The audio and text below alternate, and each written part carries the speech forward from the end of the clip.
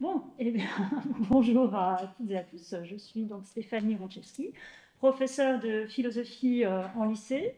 J'ai fait un tour il y a 5-6 ans à Paris 5 pour faire un master en éthique médicale et je suis directrice de programme au Collège international de philosophie.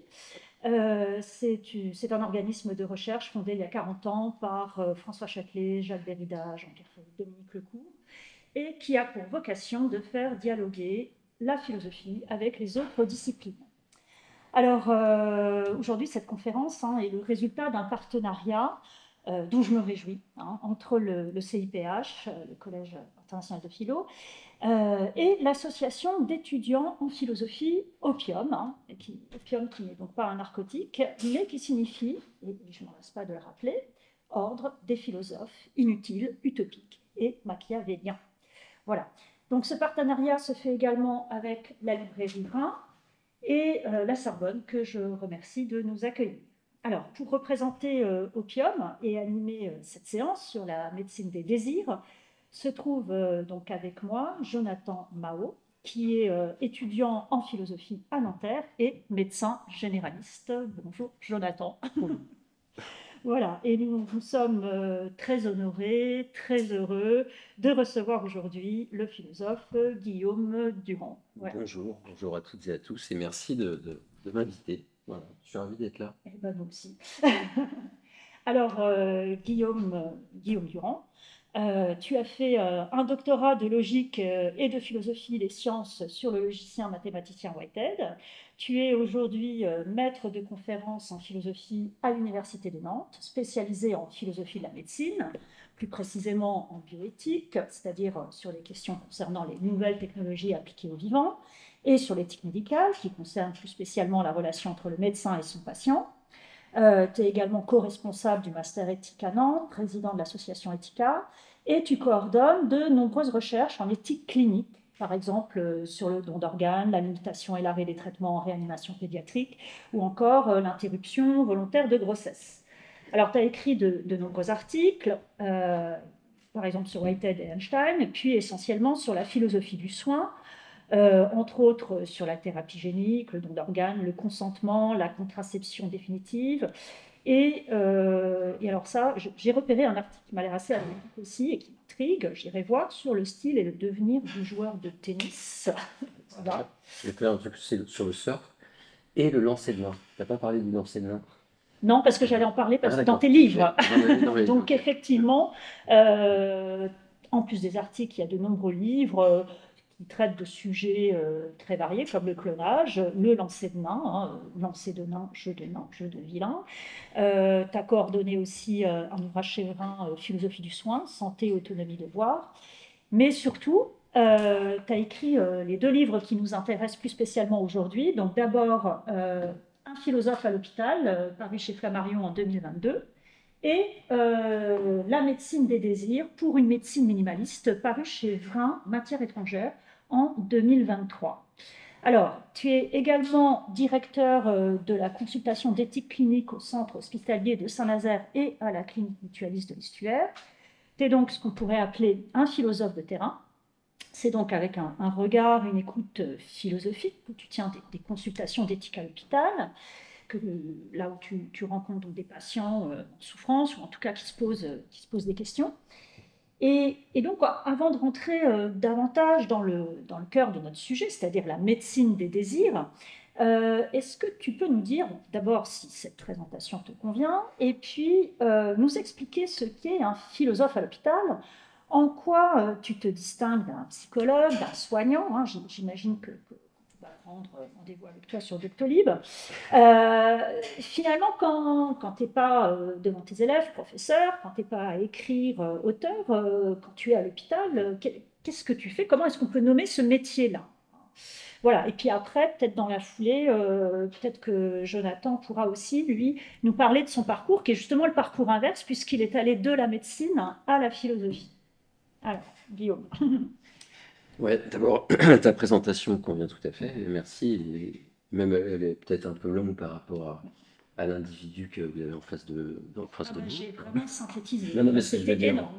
tu vois, c'est finalement, bah oui, c'est ce que je commence à être âgé, tu vois, être un petit peu vieux. Non, alors pour répondre à ta question sur un philosophe à l'hôpital, c'est pas facile. Alors, cette question, la différence avec le psychologue, on me pose souvent cette question. Euh, et actuellement, d'ailleurs, on a un documentariste qui est en train de réaliser un film sur le philosophe à l'hôpital. Et c'est une des premières questions qu'il m'a posées, c'est, mais en fait, voilà, comment tu peux définir ton activité? Euh, J'avoue que c'est difficile de répondre à cette question. Un peu comme vous savez, quand on se pose la question de savoir ce que c'est que la philosophie, bah, en fait, je veux dire, quand on pratique la philosophie sans se poser la question, on sait ce que c'est, mais dès lors qu'on se pose la question, c'est plus difficile, hein. C'est un peu comme Saint Augustin, ce qu'il dit du temps, hein. Donc, sur mon activité de philosophe à l'hôpital, c'est pas une activité de soignant au sens de curatif, et heureusement, je prétends pas du tout, mais vraiment pas du tout, avoir des compétences médicales. Donc, je suis pas médecin, je suis pas infirmier, euh, mais alors, si on pense le soin au sens général, tu vois, d'une prise en charge globale, holistique du patient et de la famille, bah, du coup, je pense que la philosophie le philosophe, et pas seulement le philosophe, tu vois, le juriste, le sociologue. Bon, là, il se trouve que je suis philosophe, mais j'aurais pu, je pense, être, je sais pas, sociologue ou anthropologue, va avoir son rôle à jouer. Alors après, euh,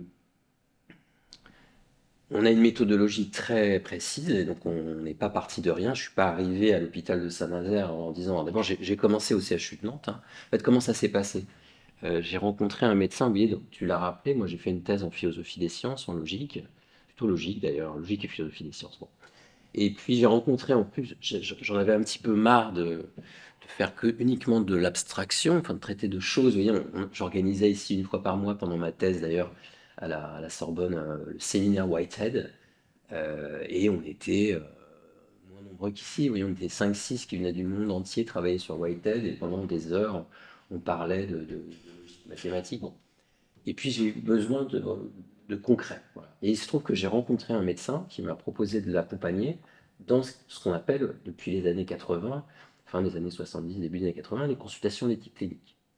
Et là, vraiment, à la rencontre des patients, je me suis rendu compte que c'était vraiment ça que j'avais envie de faire, c'est-à-dire être au service c'est-à-dire être dans l'enquête philosophique, mais sur le terrain concret. Voilà. C'est-à-dire, tu as t'as une recherche de vérité, hein. Moi, c'est vraiment une question, à chaque fois, c'est une question très précise, hein. Ce patient est-il capable de prendre une décision de manière libre et éclairée après qu'il ait vécu, je ne sais pas, un traumatisme très important? Bah, c'est un travail d'enquête sur laquelle, évidemment, alors là, dans mon exemple, le psychologue, le psychiatre, le médecin de telle ou telle spécialité, l'infirmier, ils ont leur mot, ils ont leurs compétences, et sur laquelle aussi le philosophe, il peut apporter quelque chose, hein, de manière dans la clarification des conceptuels, dans l'argumentation, oui, on va déjouer quelquefois les faux problèmes, les contradictions dans les arguments. Je vais aussi me poser en tant que, vous voyez, quelqu'un de naïf, en fait. Je vais souvent, la première des choses que je dis aux patients, c'est que je ne suis pas médecin, justement, que je ne suis pas soignant, et que je suis philosophe. Et ça, vous voyez, tout de suite, ça crée une sorte ça ouvre une porte avec le patient qui avait été jamais, enfin, je crois qui est rarement ouverte. On fait une sorte voilà, de pas de côté. Et là, la discussion va s'engager et ça peut permettre, quelquefois ça fonctionne pas. Bon, je pense qu'on reparlera quand même peut-être de la méthodologie, mais on est là pour parler de la médecine et des désir. Donc on a une méthode quand même très rigoureuse. On utilise des principes éthiques, principisme de Beauchamp-Chaldrès. On a il y a un protocole aussi qui est important. Mais si j'essaie de conserver l'essentiel, en tant que philosophe, et je travaille jamais tout seul, mais toujours en équipe, toujours avec des soignants, des médecins, des infirmiers, etc. Mon rôle, ce serait, euh, ce serait peut-être ouais, peut-être, c'est peut-être un peu, ça manque de modestie, une sorte de maïeuticien, tu vois, de faire accoucher la pensée ou d'aider à penser sur, en questionnant les gens. Donc, il y a quelque chose de l'exercice socratique là que j'ai choisi de pratiquer à l'hôpital. Et c'est vraiment voilà. Bon, je suis un peu parti. J'espère que c'est pas trop confus ce que je Non, non, mais raconte. c'est vraiment le philosophe, voilà, à l'hôpital, hein, Ouais. et c'est le même, le philosophe, écrivain, professeur et à l'hôpital, je pense. Alors peut-être, Jonathan, là, tu peux nous parler un petit peu de ton parcours inverse et ce serait intéressant de voir ce que l'approche philosophique peut te donner dans ta pratique de la médecine. Moi, je vais rebondir sur le pas de côté dont tu parlais, Guillaume. Franchement, alors moi, j'étais plutôt intéressé sur les débats éthiques plutôt que les protocoles très médicaux qu'on apprend pendant 6 ans de médecine. Alors, je vais pas dire que la philosophie a été décisive pour un diagnostic ou donner un traitement, ce genre de choses, mais je pense elle m'a permis de pas de côté et prendre du recul sur des situations qui étaient un peu plus compliquées. Et je pense que ça m'a aidé à gérer des choses plus facilement de façon émotionnelle ou même penser des situations. Je vais donner un exemple, enfin, il y a un exemple qui m'avait marqué, par exemple, tout le monde a été marqué par le Covid-19 et le confinement.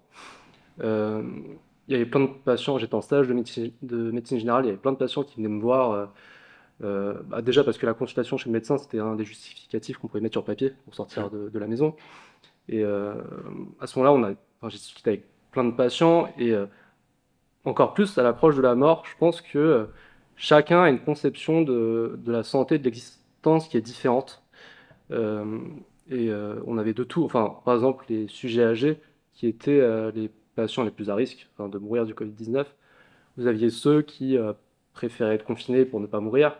Vous aviez ceux qui vous disaient je suis proche de la fin de ma vie, pas de la fin de vie, de la fin de ma vie, et j'ai pas envie de la gaspiller en étant confiné et rester à la maison. Donc il y en avait qui me disaient je préfère voir mes proches, etc. Y compris les jeunes, il y en avait qui supportaient bien le confinement. Après là, c'est surtout des situations ici le tolérance d'un confinement, mais il y en a qui voyaient la santé différemment, il y en a qui parlaient le développement des pathologies mentales, etc. Bon, en fait, on avait vraiment de tout. Et vraiment, cette cacophonie de conception de la santé, là, on se rend compte que c'est pas un modèle de santé qu'on impose aux patients, c'est plutôt l'inverse. Chaque patient a son autonomie et vous disent quelle est sa conception de la santé. Enfin, je parle de cet exemple, mais je pense que c'est assez informatif sur le fait que là, la philosophie permet de prendre du recul sur ces situations-là et de mieux évaluer la situation, je pense. Donc là, moi, c'est comme ça que ça m'a aidé. Prendre du recul et mieux gérer émotionnellement, je dirais. Ouais. Par rapport justement aux désirs, aux demandes des patients. Ouais, exactement. Alors, on va rentrer dans le cœur de notre sujet, hein, la médecine des désirs, et j'aimerais, avant d'en parler conceptuellement, dire quelques mots aussi sur le livre La médecine des désirs, sur lequel on s'est appuyé hein, pour préparer cette séance. Donc, Médecine des désirs, je le répète, pour une médecine minimaliste, hein, publié chez Rhin, Matières étrangères en 2023. C'est un livre, en fait, cette année, qui est en compétition pour le prix lycéen du livre de philosophie, avec deux autres livres, hein, Schizophrénie numérique de Anne Lambert et Y a-t-il des tueurs nés, essai sur la notion d'inné de Valentine Reynaud. Alors, je pense que les résultats seront en mai, hein, c'est ça. Alors, au-delà des enjeux sur l'éthique médicale, la médecine des désirs engage de nombreux enjeux qui sont juridiques, hein, puisqu'évidemment on se heurte constamment aux limites du droit, économique et financier, puisqu'il y a en fait toute une industrie de la médecine des désirs, les enjeux sociopolitiques, hein, on interroge la prise en charge médicale par la société de ces soins, hein, et une prise en charge qui peut parfois même laisser les plus pauvres de côté. Et puis évidemment, il y a des enjeux psychologiques, hein, puisqu'il est question de l'identité et du bien-être des individus. Alors, ton livre commence par présenter conceptuellement ce qu'est la médecine des désirs et le principe qui le sous-tend, c'est-à-dire le principe d'autonomie, on va y revenir, principe, je pense, inspiré de Descartes et aussi de John Stuart Mill. Et tu présentes ensuite, bon, je raccourcis un petit peu le livre, hein, mais tu présentes aussi des cas particuliers, hein, l'AMP, assistance médicale à la procréation, le projet de faire un enfant sur mesure, la chirurgie esthétique. Et puis tu finis aussi le livre par une réflexion sur la pertinence de l'éthique minimaliste, qui est largement inspirée donc de la philosophie de Ruyen Ogian, et sur laquelle tu appuies tout ton propos. Alors, je propose justement pour cette séance de suivre ce plan, hein, médecine des désirs, principe d'autonomie, cas particulier, puis finir sur l'éthique minimaliste. Alors, pour en venir à cette expression de médecine des désirs qu'il va falloir nous expliquer, hein, d'un côté, elle se distingue d'une médecine qui serait exclusivement thérapeutique, hein, donc elle n'a pas pour vocation de soigner, de guérir des malades, mais c'est pas non plus, parce que tu es philosophe, une médecine de l'âme, hein, comme prétendent parfois l'être les philosophes. C'est un soin qui est donné, mais en quel sens? Un soin qui n'est pas spécifiquement thérapeutique, mais un soin peut-être au sens d'accompagnement, bienveillant, on parlait tout à l'heure, d'un souci de l'autre. Bon. Et puis d'un autre côté, il est question des désirs. Alors, cette médecine des désirs, est-ce que c'est une médecine des désirs qui vise le désir au sens de ce qui comble un manque, hein, voilà, le manque, l'astre, sidus, hein, étymologiquement, hein, dont on est privé, hein, c'est l'étymologie du mot désir, donc qui pourrait fournir des objets de satisfaction, peut-être une solution à l'angoisse humaine, ou est-ce que c'est plutôt une médecine des désirs comme moteur, comme élan, au sens de ce qui pousse les hommes à se surpasser, à pousser leurs limites, à s'améliorer, voire à s'augmenter, comme dirait un transhumaniste, hein. Et puis, si on parle de médecine des désirs, est-ce qu'on pose un diagnostic sur des désirs pour faire une prise en charge de ces désirs? En quel sens? Bref, qu'est-ce qu'une médecine des désirs? Ouais. Voilà. En fait, parmi les consultations d'éthique clinique dont je vous ai parlé, à l'hôpital, on est saisi sur des situations voilà, complexes, hein. Évidemment, les médecins, les équipes médicales ne nous saisissent pas pour des choses banales, du quotidien, mais pour des situations complexes. Et parmi ces consultations, certaines, j'ai choisi de les appeler la médecine des désirs. Alors pourquoi? Tout simplement, première caractéristique, c'est, comme tu l'as rappelé, ce sont des demandes qui n'ont pas de lien, en tout cas direct, avec des maladies, hein. Donc, je ne sais pas, choisir par exemple le sexe de son enfant, mais vous voyez, sans que pouvoir choisir le sexe de son enfant, de son futur enfant, à un niveau embryonnaire, ou par exemple, hein, ou en fécondation in vitro, dans certains pays, on propose le choix du sexe, hein, c'est légal, en France, ça ne l'est pas.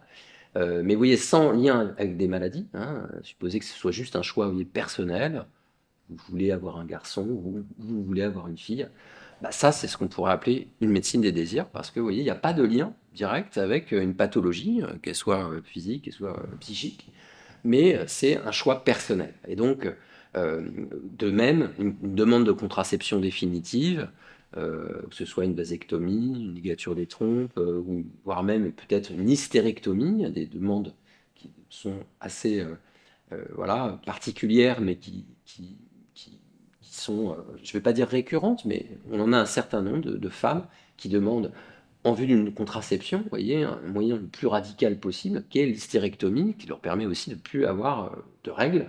Et donc, voilà, au nom, vous voyez, d'une conception de leur existence voilà, qui émane d'elles, eh bien, qui leur est propre, eh bien, elles se tournent vers la médecine. Donc ça, c'est, vous voyez, la caractéristique la plus, enfin, pour moi, qui définit ce que j'entends par médecine des désirs. Et ça pose d'emblée plein de problèmes, notamment le premier problème en philosophie de la médecine, ça pose un problème à la médecine elle-même, à sa définition de la médecine, à sa définition, pardon, à son essence, si essence il y a. C'est-à-dire, est-ce que, vous voyez, la médecine doit se cantonner, doit se limiter uniquement justement aux actes qui répondent à des pathologies, à des souffrances, à des douleurs, ou est-ce qu'elle peut prendre en charge des demandes qui sont en fait purement personnelles, qui sont purement sociétales? Bon, la réponse est oui, en fait, elle le fait déjà. Vous voyez, l'assistance médicale à la procréation pour les femmes seules, on a ouvert cette porte, cet accès aux femmes seules depuis 2021 en France. Ce sont des femmes qui ne souffrent pas d'infertilité. Et on a des femmes qui ont 22 ans, qui ont 20 ans, qui demandent une assistance médicale à la procréation. Donc moi, dans mon livre, il y a eu une série d'objections auxquelles j'essayais de répondre. Peut-être qu'on y reviendra, mais la première, le premier chapitre, c'est l'essence même de la médecine. Est-ce que ça vient... Est-ce qu'il faut considérer la médecine des désirs comme une dérive de la médecine. Bon, et je défends l'idée qu'en fait, la médecine, elle est au service des individus et que les finalités de la médecine ne dépendent pas d'une essence platonicienne, voilà, qui serait universelle et qui, dans un lieu des idées, un lieu intelligible, mais en fait, les fins sont fixées par les individus eux-mêmes et que la médecine doit être au service de l'accomplissement des individus. Il y a d'autres objections, mais notamment la deuxième objection, j'essaie vraiment de synthétiser, c'est la question de l'autonomie. Vous voyez, dès qu'on a parlé ce midi un peu de médecine esthétique, dès qu'on parle de médecine esthétique, en France, on remet en question l'autonomie des patients et des patientes. Tout de suite, ça fait flash. Pour ma génération, on pense à alors, soit Michael Jackson, soit, vous voyez, des Lolo Ferrari, je ne sais pas si vous avez connu, qui pouvaient plus marcher, etc. Donc on pense à des charlatans, côté médecin, et on pense à des victimes, en fait. Donc c'est-à-dire, oui, on les déresponsabilise. Et donc moi, ma question dans le livre, c'est finalement, est-ce que là, on n'est pas victime d'un préjugé concernant ces patients et ces patientes? Vous voyez, parce que d'emblée, on les déresponsabilise, on pense qu'ils ne sont, et ça c'est très philosophique, on pense qu'ils ne sont pas libres, on pense qu'ils ne sont pas autonomes, et qu'ils auraient, plutôt que d'aller faire une opération de chirurgie, besoin d'aller voir un psychiatre. Tu vois, c'est ce que tu disais, notamment sur le désir. Alors, sur le désir, ça va vous décevoir, enfin, je ne sais pas, mais l'objet de mon livre, c'est pas le désir. Tu vois, la nature du désir même, en fait, m'intéressait peu.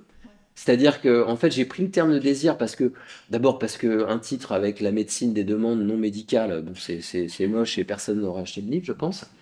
Et puis aussi parce qu'en fait, on a tendance à penser les demandes, tu vois, non traditionnelles comme émanant justement des désirs. C'est-à-dire, et on les dévalorise. Tu vois, il y a un jugement là, ici, péjoratif à leur égard, parce qu'on a une vision, et là, en tant que philosophe, on a une vision classique assez péjorative du désir. Donc ça, on peut en discuter. Moi, je pense qu'on peut avoir des désirs réfléchis, je pense qu'on peut avoir des désirs, oui, rationnels. Je ne crois pas que tous les désirs soient insatiables. C'est ce que j'essaie de montrer dans la chirurgie, sur le chapitre sur la chirurgie esthétique. En fait, il y a bon nombre de patients et de patientes en médecine esthétique qui vont pour faire une chirurgie et qui n'y retournent pas. Hein, ils font un acte, ils vont refaire le nez, les seins, je ne sais pas quoi, et ils n'y retournent pas. Ça leur satisfait. Tu vois, et donc, on n'est pas dans une éternelle recherche de remplir les tonneaux percés du Gorgias. Hein. Et du coup, Jonathan, est-ce que toi, tu as été dans ta pratique confronté à des demandes qui n'étaient pas exactement de répondre à une maladie, à la guérison d'une maladie? Est-ce que tu as été surpris? D'ailleurs, je me demandais aussi, est-ce que dans tes études de médecine, on parle de médecine des désirs ou pas? Alors, on n'utilise pas ce terme, mais ça se rapproche quand même. Et moi, j'étais content que vous commenciez par ça, enfin que tu commençais par ça, par rapport à où tu réfutes les arguments d'une médecine qui aurait comme finalité juste réparer un corps, soigner quelque chose qui aurait été endommagé. Et par exemple, en cours de médecine générale, quand j'étais interne, on avait moins de cours sur comment traiter un diabète, traiter une hypertension, plutôt que comment on fait pour prévenir ces maladies-là. Et en fait, l'accent n'était pas sur guérir une maladie, mais en fait sur une finalité de comment prévenir ces maladies pour qu'on vive le plus longtemps sans maladie, et en fait avoir une sorte de bien-être et d'accomplissement individuel, tu en parles dans ton livre, pendant une grande période de sa vie. Et on se rend compte qu'en fait, la finalité de la médecine, c'est pas forcément de réparer quelque chose, mais d'avoir une bonne qualité de vie et un bien-être pendant une bonne partie de notre vie.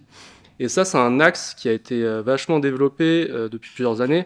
Je pense que je suis arrivé à ce moment-là, où on donne vraiment des cours et on l'utilise dans notre pratique sur, par exemple, de façon concrète, la prévention des facteurs de risque cardiovasculaire, que ce soit sur l'hypertension, le diabète, le cholestérol, l'obésité, où on pose systématiquement ces questions-là, même si le patient ne vient pas à nous demander il ne vient pas nous demander de régler ces problèmes-là. C'est nous qui spontanément leur demandons est-ce que vous faites un régime alimentaire, est-ce que vous faites du sport, etc., pour prévenir l'apparition de ces maladies. Et en fait, il y a vraiment un développement de cet axe majeur de la médecine préventive, je pense, qui fait maintenant l'unanimité parmi les médecins, parce qu'il y a encore des médecins qui pensent que la finalité suprême, c'est de réparer un corps. Et je pense que c'est en train de tourner et tout le monde se rend compte de cette chose-là. Que c'est beaucoup plus pratique si on donne toutes les informations à un patient de ce qui est bien pour sa santé, pour son bien-être, et qui se l'applique à lui-même. Et en même temps, ça augmente en fait son autonomie sur sa santé et sur ce qu'il a envie de faire de sa vie, quoi. Donc ça a quand même fait écho sur ma pratique, où il y a vraiment ce développement-là dans nos cours et dans les consultations de médecine générale avec les patients. Donc voilà. Donc ça se rapproche, la médecine préventive, en fait, de la médecine des désirs, quoi. Ouais, en tout cas, je trouve que ça change vraiment l'axe où, comme je vous dis, il y avait des médecins pensent encore que c'est pour réparer un corps, mais on se rend compte que, on se rend compte vraiment que ce que les patients nous disent ou ce qu'ils ressentent, etc., que c'est pas vraiment ça en fait qui est mis en jeu, qui est vraiment mis en jeu, c'est vraiment cette qualité de vie-là, l'accomplissement individuel, le bien-être, la santé, quoi. Plutôt que de traiter une maladie qui est déjà là. Tu vois, juste dans la prévention, il y a quand même encore évidemment ce rapport, tu vois, à la maladie, puisque tu cherches retardé, ouais. à l'éviter. Ouais. Donc il y a encore, tu vois, dans la définition de la médecine, même préventive, tu vois, le terme même de maladie. Mais ce qui est intéressant dans ce que tu dis aussi, c'est que effectivement, là, ce qui est visé, c'est pas simplement la non-apparition de la maladie, mais positivement la santé comme bien-être et comme accomplissement individuel. Et finalement, tu vois, cette finalité que la médecine serve l'accomplissement de l'individu, alors, l'accomplissement de l'individu qui est individuel, mais qui est aussi social, hein, je veux dire, tu vois, pour pouvoir être bien avec les autres, s'accomplir professionnellement, socialement, etc. Bah, c'est peut-être une définition possible. Enfin, tu vois, on rejoint peut-être là ici la démarche aristotélicienne ou l'éthique à Nicomaque, c'est-à-dire sur cette fin, tu vois, ultime, enfin première que nous recherchons à travers non seulement en fait pourquoi on cherche à lutter contre la maladie pour être mieux, mais pourquoi on cherche ce qu'on cherche, c'est le bonheur, c'est l'accomplissement. Et donc en fait, c'est que ce soit dans la lutte contre les maladies, dans la prévention de la maladie, ou dans la médecine esthétique, ou dans l'AMP, l'assistance médicale à la procréation pour les femmes seules, ou pour les couples homo, ou pour la GPA, etc. Ce qu'on cherche, c'est à s'accomplir. C'est s'accomplir avec soi-même et avec les autres. Et ça, il n'y a pas que la médecine qui nous offre cet accomplissement. Hein. Il y a la philosophie, il y a plein d'autres activités, d'accord, qui nous offrent. Mais quand on se tourne vers la médecine pour atteindre, espère-t-on, cette finalité, c'est ce qu'on appelle alors la médecine des désirs. C'est ce que je propose d'appeler la médecine des désirs. Et oui, pour revenir à ce que tu disais aussi, Jonathan, la prévention, le médecin, je crois qu'il a aussi un rôle un peu même pédagogue, puisqu'il il aide les gens, en particulier dans toutes ces nouvelles maladies chroniques, à vivre avec du mieux qu'ils peuvent, pour justement, toujours dans ce souci de qualité de vie. Voilà, donc c'est une médecine au service justement de l'épanouissement des gens, et pas, comme certains le critiquent, parce que tu le réfutes dans ton livre, hein, c'est pas un simple prestataire ça transforme pas les médecins en prestataires de services. En fait, tu dis ça dans ton livre aussi, hein, qui est vraiment une réduction, hein, de ce qu'on peut imaginer être. Non, parce qu'ils ont eux aussi leur autonomie. Jonathan, il peut refuser voilà, une prise en charge, il peut faire valoir sa clause de conscience, par exemple.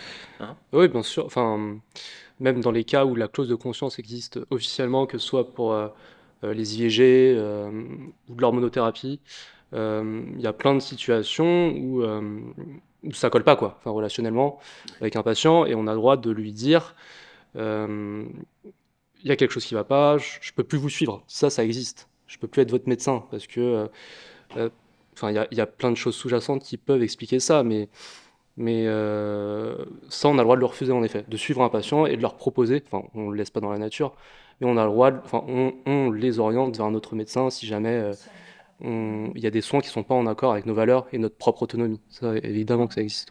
Bah justement, l'autonomie, là, je voulais revenir à ce principe, hein, puisque c'est quand même une question qui interroge beaucoup nos sociétés vieillissantes, puisqu'on on a tous des parents ou des gens qui ont des parents qui doivent dont il faut s'occuper, pour lesquels on met en place des tutelles, des curatelles, parfois avec douleur, puisque c'est contre leur volonté, puisqu'ils ne s'aperçoivent pas qu'ils sont en perte d'autonomie. Mais c'est souvent, enfin c'est normalement pour les protéger d'eux-mêmes. Donc se pose évidemment la question de la définition de cette autonomie, de son évaluation, hein, et de la distinction entre les différents degrés, si degrés il y a. Et l'autonomie, c'est un principe qui est déjà présent dans les 4 piliers de l'éthique médicale des philosophes Beauchamp et Childress, je ne prononce pas très bien, qui sont les 4 piliers, c'est donc l'autonomie, la bienfaisance, la non-malfaisance et la justice ou l'équité, selon la traduction. Et donc j'ai 2 questions. La première, c'est pourquoi avoir privilégié dans ton livre ce principe d'autonomie, hein, qui renvoie à l'idée de liberté, hein, puisque c'est nomos, la loi qu'on se donne à soi-même, plutôt que les 3 autres, même si tu en parles aussi. Et deuxième question que j'avais envie de te poser à partir de 2 éléments de ton livre qui sont vraiment conceptuellement très éclairants. D'abord, tu fais la distinction entre l'autonomie et le consentement. Et on t'explique que le consentement consiste à refuser ou non une proposition thérapeutique, hein, comme tu en parles, après un exposé du médecin, en des termes compréhensibles, clairs, hein, c'est le rôle du médecin, et tu dis que c'est une situation qui est ancrée, je te cite, sur une relation asymétrique. Le médecin sait, propose, et le patient a le droit de discuter, de consentir et de refuser. Alors que l'autonomie, elle, j'ai l'impression, correspond plutôt à une demande active et volontaire des patients. Et puis, la deuxième distinction sur laquelle je voudrais m'appuyer, c'est lorsque tu parles de contraception définitive d'une jeune fille, enfin de demande de contraception définitive d'une toute jeune fille, tu distingues justement la simple préférence qui obéit davantage à une logique pulsionnelle, à un choix, voilà, d'un choix justement qui répond à des exigences rationnelles, hein, qui serait mûrement réfléchi, hein, comme c'est le cas de la jeune fille que tu as vue. Et donc, ma deuxième question, finalement, c'est pourquoi ne pas parler alors, enfin, un peu répondu tout à l'heure, mais pourquoi ne pas parler de médecine de la volonté, puisque la volonté semble résulter davantage d'un choix rationnel et que le désir, classiquement, on les décrit plutôt comme étant irrationnels, changeants, contradictoires, hein, à moins que finalement le rôle de l'éthicien ce soit de transformer les désirs en objets de volonté. Je ne sais pas. Voilà. Non, ouais, non, j'irai pas jusque-là. Mais si tu veux, c'est parce que pourquoi le principe d'autonomie? Bah, vous l'avez compris, c'est que je m'intéresse aux demandes qui ne sont pas liées à la maladie. Et donc, c'est des demandes souvent, vous voyez, ce sont des projets de vie, ce sont des demandes qui voilà, émanent de la personne, d'un choix de vie, d'un choix d'existence, d'un projet d'existence, de son système de valeurs. Je veux dire, quand une femme de 20 ans décide d'avoir une contraception définitive parce qu'elle ne souhaite pas d'enfant et qu'elle a une vision du monde qui est, pour elle, c'est égoïste de faire un enfant sur la planète aujourd'hui, vu l'état déplorable de la planète. Voilà, on est dans une... tu vois, c'est plus la même relation au médecin que si je vais voir Jonathan me plaignant d'une douleur pelvienne et il va voilà, m'ausculter et puis il va faire un diagnostic et me proposer un traitement. Tu vois, là, on va avoir une relation asymétrique parce que je viens le voir, j'ai besoin de comprendre. Je ne connais pas la cause de mon mal, alors je peux aller sur Internet et tout, mais bon, c'est quand même un petit peu compliqué, puis je peux aller sur des mauvais sites, etc. J'ai besoin de sa connaissance, j'ai besoin de son expertise. Et donc, il va me proposer un traitement, peut-être 2 traitements, bon, etc., selon les cas, et je vais consentir ou non, je vais lui donner mon accord. Normalement, je vais lui donner mon accord, je suis venu parce que je lui fais confiance, et que j'ai besoin justement de son savoir. C'est différent dans la médecine des désirs. Là, je vais voir Jonathan, et je lui dis ce que je veux. J'ai réfléchi, ça fait des mois, des années que j'y pense, que je suis allé voir un premier gynécologue obstétricien, que je lui ai demandé une contraception définitive, il m'a répondu non, et peut-être de manière un peu violente d'ailleurs, sa réponse, elle a été, j'essaie de convaincre les membres de ma famille de cela, et donc vous voyez, c'est de manière voilà, déterminée, au sens réfléchi, convaincu, que je vais essayer de trouver celui qui va répondre à ma demande. Donc tu vois, là, le principe d'autonomie, il est essentiel, c'est-à-dire, c'est effectivement une médecine autonomiste, ou en tout cas des demandes qui émanent d'une volonté individuelle. Après, on peut discuter de l'individualité de la demande. Mais donc voilà, pour moi, c'était essentiel. Après, il y a un deuxième élément, c'est j'ai essayé de redéfinir les principes dans les termes de l'autonomie. Ça, c'est l'éthique minimalisme, on en parlera. Et puis sur les désirs, là encore une fois, tu vois, c'est vraiment pas, c'est pas l'objet de mon livre en tant que tel. Hein. Je crois que c'est pas le sujet. Si tu veux, effectivement, on peut très bien appeler ça médecine de la volonté ou médecine des, tu vois, d'évolution, j'en sais rien. Mais c'est moins joli. Mais oui, tu vois, c'est pas, voilà. Et Jonathan, toi, tu as déjà eu des difficultés à identifier justement la volonté d'un patient? Est-ce que tu t'es retrouvé dans des situations où c'était problématique justement de comprendre finalement ce que le patient voulait? J'en profite pour exposer un cas et pour te demander ton avis, Guillaume. Mais il y a 1 mois et demi, j'étais en téléconsultation avec une patiente qui avait des symptômes dépressifs depuis plusieurs années. Bon, comme tu l'as dit, l'autonomie, ça dépend de plein de choses. Et les 2 choses les plus importantes, c'est quand même la raison, l'intelligibilité, la réflexivité à propos de la compréhension d'une situation. Et la deuxième chose, c'est la liberté d'agir, comme tu l'expliques dans ton livre. Et ces 2 choses-là peuvent être influencées par par nos désirs, par nos croyances, par le contexte social, culturel, etc. Et tu l'expliques aussi par des pathologies, en l'occurrence les pathologies psychiatriques comme la schizophrénie, la bipolarité, qui limitent nos capacités à avoir cette autonomie par rapport à notre réflexion, etc. Il y a un cas qui est plus compliqué, je trouve, à exposer, c'est surtout les patients dépressifs, parce qu'ils gardent cette capacité de raisonnement, mais ils ont une liberté d'action qui est quand même limitée. Et cette patiente-là que j'ai vue en téléconsultation, elle était dépressive depuis plusieurs années, elle était sous traitement depuis plusieurs années, et on avait quand même du mal à la stabiliser sur le plan du moral. Et elle me dit qu'elle avait des idées suicidaires, qu'elle voulait se suicider, etc.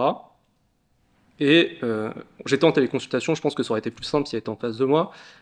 Là, je me suis posé la question, vu qu'elle avait des idées suicidaires et qu'elle pourrait se suicider, de l'hospitaliser sous contrainte. Donc on peut le faire de 2 façons, soit c'est à la demande d'un tiers, soit il faut demander au préfet qui fait un courrier, qui fait une lettre et on peut l'hospitaliser. Elle m'a supplié de ne pas l'hospitaliser. Je ne l'ai pas hospitalisé.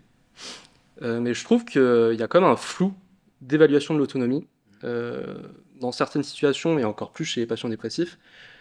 Je voulais juste te demander, toi, comment tu fais pour... je pense que c'est quand même compliqué pour toi, mais est-ce que comment tu fais vraiment pour l'évaluer, ce flou-là de l'autonomie chez ces patients en particulier?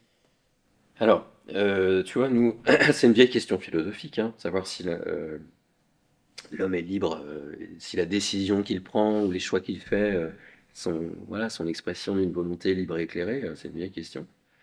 Et on n'a pas la réponse. Hein. Tu vois, je pense que je serais super riche si dans mon livre je donnais la réponse. À supposer que ça intéresse vraiment la société, notre société, cette question-là. Mais en tout cas, alors, moi, à Saint-Nazaire, et depuis que je pratique l'éthique clinique, j'ai vraiment travaillé, c'est vraiment l'objet de mon travail, c'est de trouver des critères, une sorte de, vous voyez, de boîte à outils, en m'aidant de l'histoire de la philosophie, hein, d'accord? Mais une sorte de boîte à outils qui nous aide, donc des critères, grâce auxquels on pourrait essayer, tenter d'évaluer la liberté, l'autonomie décisionnelle, donc l'autonomie d'une décision. Vous voyez, c'est une vraie... Voilà. Alors, il se trouve qu'il y a des outils en psychiatrie qui ont été développés. Il y en a un en particulier qui est le plus utilisé, la référence internationale, qui est le McCarthy, c'est deux psychiatres américains, Appelbaum et Grissot. C'est vraiment l'outil le plus référencé, le plus utilisé. Et je vais vous donner juste les 4 catégories, parce que les 4 critères, vous allez voir, ça va, en tant qu'étudiant en philosophie, ça va faire écho, et en psycho, en médecine, excuse-moi, ça va vous faire écho à des... Bon, la première, et ça va répondre à une de tes questions, la capacité à exprimer une préférence. Tu vois, il y a des patients, des patientes, sur une question, elles sont pas capables de répondre, d'exprimer même une préférence. hein, sur la question posée. Je vous donne un exemple. Une demande de contraception définitive par les parents d'une jeune femme qui était atteinte de la maladie, du syndrome d'Angelman, elle a un âge mental de 3-4 ans. Je le rencontre, il est question de ligaturer ses trompes, d'accord? Pendant 1 heure, on a juste des jeux, oui, je me cache derrière mes mains, j'essaie de la faire rire et tout pour un peu détendre l'atmosphère.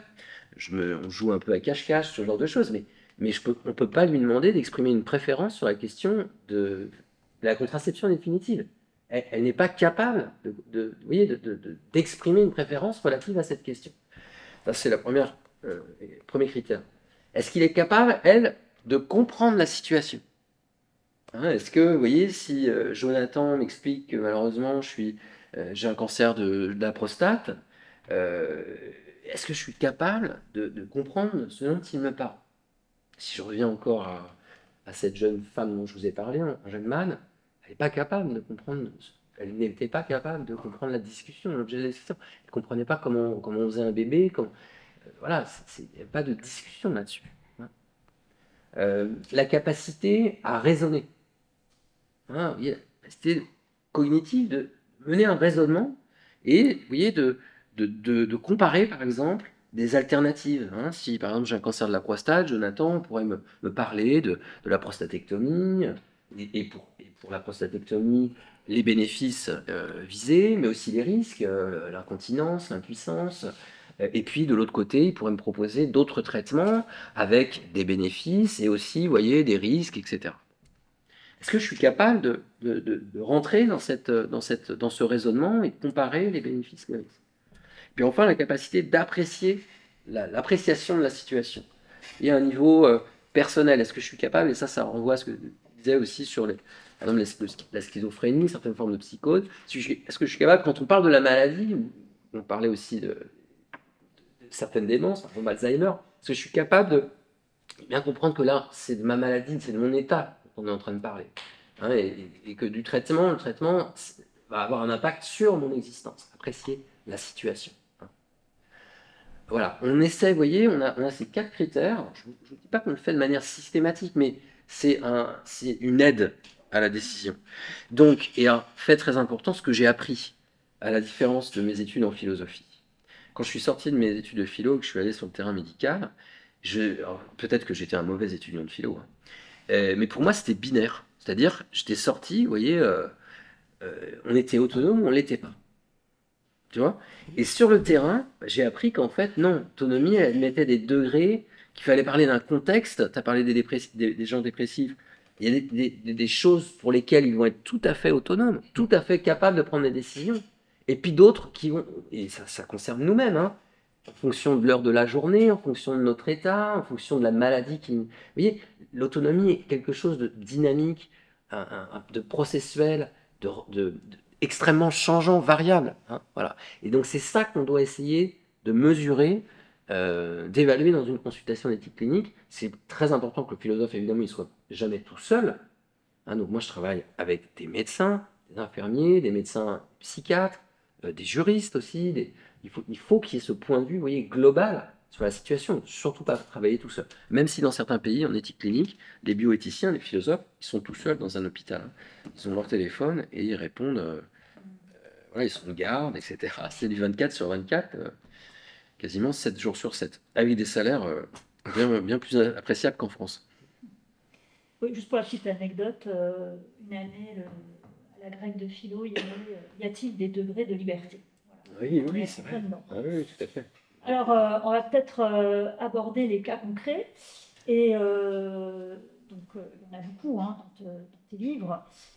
Tu parles d'AMP, assistance médicale à la procréation, le rêve d'un enfant sur mesure, la chirurgie esthétique, la contraception définitive pour raisons environnementales. Voilà, ce sont les cas que tu abordes et qu'on va parler si on a le temps, je ne sais pas. Je préfère aller jusqu'au bout. Mais voilà, donc d'abord pour les techniques d'AMP qui permettent donc d'avoir des enfants quand on est stérile, donc de répondre à une pathologie. On voit que, en fait, avec ces mêmes techniques, on bascule vers une médecine des désirs, hein, puisqu'on peut les utiliser aussi lorsque, en fait, on n'a pas de pathologie mais qu'on a fait le choix de ne pas avoir de relations sexuelles avec une personne du sexe opposé. Donc ça concerne les couples homosexuels, les personnes seules, les couples hétéros, mais abstinents, hein, il y en a de plus en plus. Donc la question de savoir si ces demandes sont légitimes se pose au moins à deux niveaux. D'abord moralement, mais aussi d'un point de vue sociétal, dans la mesure où il se pose la question de leur prise en charge financière, mais aussi par rapport à la disponibilité des médecins, hein, ce qui est parfois problématique. Et donc, pour commencer cette partie plutôt pratique, peut-être que c'est Jonathan qui va poser une question, qui va Ouais, partager son expérience. ouais. J'avais déjà pensé à plusieurs cas, mais cette semaine, j'ai un cas super intéressant et je voulais t'en parler. Euh, alors, c'est vrai qu'habituellement, on essaye d'évaluer l'autonomie d'un patient avant de faire un diagnostic ou de soigner quelqu'un. Là, il m'est arrivé quelque chose, je me suis demandé si l'inverse aussi était vrai. En fait, c'était une patiente qui venait, enfin, elle avait 31 ans, qui venait pour un rhume banal, pour un rhume, voilà, et qui me demandait des informations sur les sécos. En fait, c'est pour congeler du sperme, des ovocytes, etc., pour les conserver et pour les utiliser plus tard si jamais on a un problème de fertilité. Elle avait 31 ans, elle m'a posé cette question, et bon, je lui donne les informations sur le sécos, en plus qui est très bien fait en France, hein, au niveau des informations, et qu'elle voulait les congeler parce qu'elle savait en fait pas si... en fait, elle voulait pas d'enfant, mais sa décision n'était pas définitive. Elle se demandait, mais est-ce que vers 37, 38, 39, 40 ans, est-ce que je vais changer d'avis? Euh, et l'autonomie d'un patient, elle est quand même, enfin, comme tu disais, c'est un processus relationnel, mais aussi temporel, je pense, dans le temps. Oui. Donc ces questions-là, parfois, mettent du temps avant d'avoir une réponse. Et j'essaie d'en savoir un peu plus.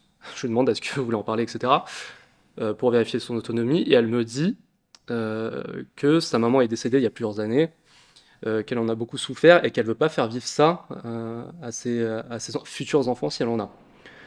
D'où tout son désir de ne pas avoir d'enfant, mais qui était quand même conditionné par cet affect, par cette souffrance émotionnelle. Je lui donne les coordonnées du sécos et je me suis dit, mais c'est dingue, en fait, la médecine permet déjà d'avoir ces techniques-là, mais en plus de leur donner plus de temps et en fait de leur donner plus d'autonomie dans leurs décisions. Parce qu'elle n'avait pas pris sa décision et peut-être que c'est une décision qui se fera sur plusieurs années. Et vraiment là, je me suis dit, c'est dingue ce que la médecine peut offrir du temps et de l'autonomie si elle souhaite avoir un enfant à plus de 40 ans ou ce genre de choses. Je voulais savoir ce que tu en pensais par rapport à Oui. ça. Bah là, tu parles de l'autocongélation, hein, Exactement, ouais. pour sociétal, Mm. pas pour effectivement lié à une pathologie, mais lié à un choix individuel. Voilà. Alors, pour les femmes, effectivement, tu vois, 31 ans, tu sais, la fertilité va commencer à baisser, et donc l'horloge tourne Mm. un peu enfin, beaucoup plus rapidement que pour un homme. Oui, et même dans leurs décisions, il y en a qui sont, il y en a qui vous disent, bah, il y a l'horloge biologique, donc je fais un enfant Oui, par rapport à cette contrainte biologique, quoi. exactement. Oui, oui. Donc cette inégalité biologique entre l'homme et la femme. Oui, oui, tout à fait.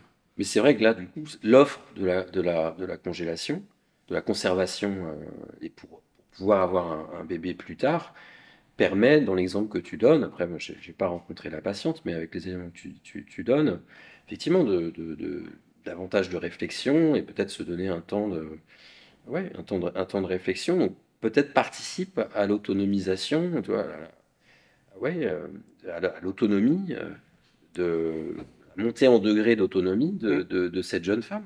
Je trouve enfin, je rejoins là ici ton analyse. Après, l'autocongélation, voilà, pose d'autres problèmes éthiques, hein, tu vois. Alors, c'est pris en charge par la société, à part le prix en gros, le prix du frigo, quoi, le prix du congélateur, mais c'est 50 € par an, je crois, je dis ça de mémoire, hein. Donc, c'est quand même pas. Il va y avoir à peu près, oui, il va falloir aller chercher les ovocytes. Pour les hommes, ça coûte beaucoup moins cher, puisqu'on n'a pas besoin d'aller chercher dans le corps, on peut par une simple masturbation obtenir le sperme. Là, on est obligé Ouais, d'avoir un acte chirurgical et puis d'avoir une stimulation hormonale. Mm. Donc ça a un coût. Ça, c'est pris en charge par la société. Ça coûte à peu près 3 000 €, vous voyez, à peu près. il faut que ça fonctionne d'ailleurs. Les tentatives ne fonctionnent pas toujours, hein, pour la congélation. Et c'est pris en charge jusqu'à 37 ans. Donc, et je crois que pour les femmes, c'est 29-37 la prise en charge. Donc 29-37, 31, voilà, effectivement, vu qu'il y a un délai d'attente d'à peu près 1 an, mais alors ça dépend des territoires, ça dépend des régions. Allez, en moyenne, ça doit être à peu près 1 an. Bon, bah, il commence à y réfléchir. Et vous voyez, ce ne sera pas à 36 ans qu'il faudra commencer à y réfléchir, parce que le jour d'anniversaire de cette 37, ce sera terminé. En tout cas, sans doute, elle ne sera plus prise en charge. Ouais. Donc, Bon, c'est ce que ça rejoint un peu ce que tu disais. En fait, l'autonomie, c'est vraiment graduel. Il y a des degrés d'autonomie qui, en termes d'échelle, enfin, je pense que j'ai mis du temps à le comprendre, en tout cas, même dans la pratique, mais qui peut se quantifier d'une certaine façon et qui est aussi relationnel en discutant avec les gens et aussi dans le temps. Ça, c'est vraiment quelque chose que j'ai mis du temps à comprendre, en tout cas, dans mes années de médecine, quoi. oui, tout à fait. Et puis sur les abstinences, que tu parlais des abstinences, ça, je trouve que c'est très intéressant. Je ne sais pas si tu en as déjà eu des personnes abstinentes. Non, Non? non, non, ça c'est rare. Pas Enfin, j'en ai jamais vu, en fait. Non. Et ça, c'est assez. Enfin, ouais, moi, ça m'intéresse beaucoup cette idée. Vous voyez, là encore, là, on est vraiment dans la médecine des désir. C'est-à-dire que je veux un enfant, mais je veux que la médecine m'aide à avoir un enfant sans relation sexuelle. Puisque c'est ma conception de l'existence, quoi. La sexualité, pour moi, si je suis abstinent, c'est quelque chose de sale, de dégradant, hein. Personnes se sont exprimées comme ça face à moi. Et il y a un outil qui est l'insémination artificielle. Donc, bah, pourquoi on ne m'aiderait pas voilà. Il y a la question de la prise en charge, mais tu vois, moi je me dis, au fond, je veux dire, on est solidaire, notre système de santé est solidaire sur tout un tas d'actes qui pourraient aussi être discutés. Pourquoi on ne le serait pas avec les abstinents? Toi, moi, je suis pas. Enfin, c'est-à-dire, si on avait vraiment, tu vois, si notre système de santé était capable de répondre favorablement, mais tu vois, au nom de quoi, en fait, on sortirait les abstinents du système de santé en disant, bah non, vous êtes abstinents, on ne va pas vous aider. En fait, on devrait aider toutes les personnes. La discussion commence quand Quelle que justement soit on leur s'aperçoit que là, il n'est pas performant le système. Par exemple, quand Oui. on est prof, on n'a pas ses lunettes remboursées. Ouais. Donc on pourrait dire, oh, même les lunettes ne sont pas remboursées, gna gna gna. Oui. C'est à partir Oui. par rapport à cette notion de justice sociale, je pense Oui. qu'il y a des oppositions. Sinon, effectivement, pourquoi pas? Oui. Voilà, c'est ça. Voilà. Donc ça veut dire que tu vois, c'est le contexte enfin, le fait que les ressources soient rares, soient pas assez nombreuses, qui fait que effectivement on doit prioriser les demandes. Mais dans l'idéal, Voilà. tu vois, en fait, on pourrait ne pas les prioriser. On pourrait se dire, bah, bien sûr, on prend en charge. C'est ce qu'on fait pour les femmes seules, c'est ce qu'on fait pour les couples de femmes. C'est peut-être ce qu'on fera un jour en France pour les couples d'hommes, comme c'est le cas dans d'autres pays. Tu vois, et les hommes seuls, pourquoi pas? Je veux dire, les garçons qui sont dans la salle pourraient s'estimer quand même discriminés, quoi. Enfin, une injustice. Je veux dire, les femmes seules, elles peuvent aller dans un centre d'AMP, et les hommes seuls, non. Nous, on n'a pas le droit. Bon.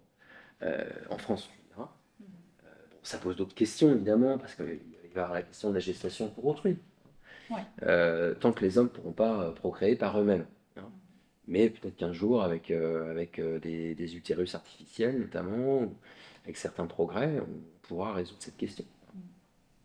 Alors moi j'avais une question plus générale sur ton gros chapitre sur l'AMP que tu analyses par le prisme de deux principales manières d'envisager la morale qui sont le conséquentialisme, donc je le rappelle très, très brièvement, hein, c'est déterminer si une action est bonne ou mauvaise en fonction de ses effets, de ses conséquences, et l'autre grande famille morale c'est le déontologisme, hein, où au contraire on évalue la moralité, la morale d'une action par rapport aux principes sur lesquels elle repose, donc plutôt inspiré de Kant.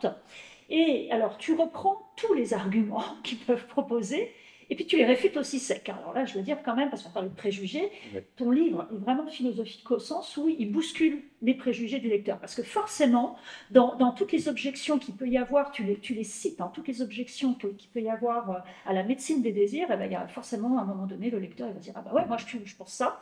Et tu fais bouger un petit peu nos préjugés, je trouve. Voilà, ça bouscule.